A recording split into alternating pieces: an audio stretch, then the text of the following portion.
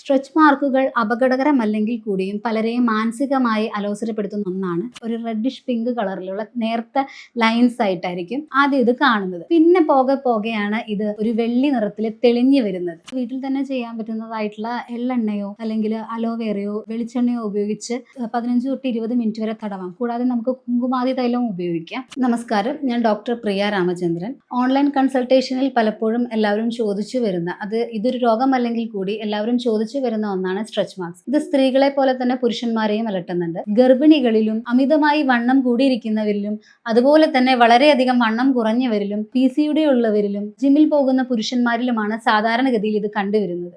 വയറിന്റെ ഭാഗത്ത് മാറിടങ്ങളില് തുടകളിലൊക്കെ ഇങ്ങനെ സ്ട്രെച്ച് മാർക്സ് കാണുന്നു ഡോക്ടറെ എന്ന് പറഞ്ഞിട്ടാണ് എൻ്റെ അടുത്ത് പേഷ്യൻസ് വരാറുള്ളത്.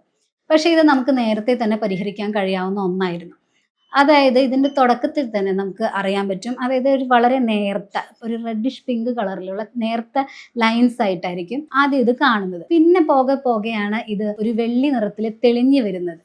ആയുർവേദത്തിൽ നമുക്കിതിനെ പറയുന്നത് നമ്മുടെ ചർമ്മത്തിന്റെ സ്നിഗ്ധതയും മാർദ്ദവവും നഷ്ടപ്പെടുന്നത് കൊണ്ടാണ് ഇത് വരുന്നതെന്നാണ് പറയുന്നത്.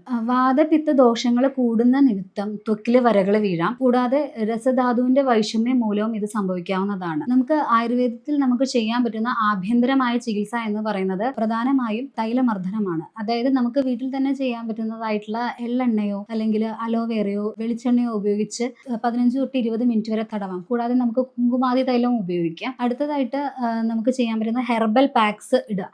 അത് വീട്ടിൽ തന്നെ നമുക്ക് ചെയ്യാൻ പറ്റുന്നതായിട്ടുള്ള അലോവേറ, മഞ്ഞൾ, ചന്ദനം ഇവയൊക്കെ ഉപയോഗിച്ച് ഒരു പാക്ക് രൂപത്തിലാക്കിയിട്ട് നമുക്ക് അവിടെ പുരട്ടിയിടാവുന്നതാണ്. അടുത്തതായിട്ട് ചെയ്യുന്നത് എന്ന് പറയുന്നത് ഉദ്വർത്തനമാണ്. ഉദ്വർത്തനം എന്ന് പറഞ്ഞാൽ പൊടി ഉദ്വർത്തനമാണ്. ഈ പൊടി ഉദ്വർത്തനം ചെയ്യുക നിമിത്തം അങ്ങോട്ടേക്കുള്ള സർക്കുലേഷൻ കൂടുക നിമിത്തം ത്വക്ക് വളരെയധികം മാർദ്ദവമുള്ളതാവുകയും ചെയ്യുന്നു. ആന്തരികമായിട്ട് നമ്മൾ ചെയ്യുന്നത് എന്ന് പറയുന്നത് ഞവരക്കഞ്ഞി കൊടുക്കാം, ക്ഷീരബല ഉപയോഗിക്കാം. കൂടാതെ ത്വക്ക് പുതുക്കുന്നതായിട്ടുള്ള ആഹാര ക്രമീകരണങ്ങൾ ഭക്ഷണത്തിൽ കൊണ്ടുവരാം. Vitamin C, vitamin K, collagen കൂടുതലായിട്ട് പ്രൊഡക്ഷനുള്ള ഓറഞ്ച്, പപ്പായ ഇങ്ങനെയുള്ള ഫ്രൂട്ട്സ് നന്നായിട്ട് ഭക്ഷണത്തിൽ ഉൾപ്പെടുത്താം. ഇതൊക്കെ ശ്രദ്ധിക്കാം. പിന്നെ ഗർഭിണികളിലാണെങ്കിൽ സ്ഥിരമായിട്ട് എണ്ണ കൊണ്ടുള്ള അഭ്യംഗം ചെയ്യുന്നത് നല്ലതാണ്. പിന്നെ വെള്ളം ധാരാളം കുടിക്കുക. അമിതമായിട്ട് വണ്ണം കൂടുകയോ കുറയാതെയോ ഇരിക്കുന്നത് ശ്രദ്ധിക്കുക. സ്ട്രെച്ച് മാർക്കുകൾ അപകടകരമല്ലെങ്കിൽ കൂടിയും പലരെയും മാനസികമായി അലോസരപ്പെടുത്തുന്ന ഒന്നാണ്. ചർമ്മത്തെ സംരക്ഷിക്കുന്ന രീതിയിലുള്ള ആഹാര ക്രമീകരണവും സ്ഥിരമായി ചർമ്മത്തിൽ ചെയ്യുന്ന അഭ്യംഗവും കൊണ്ട് നമുക്കിത്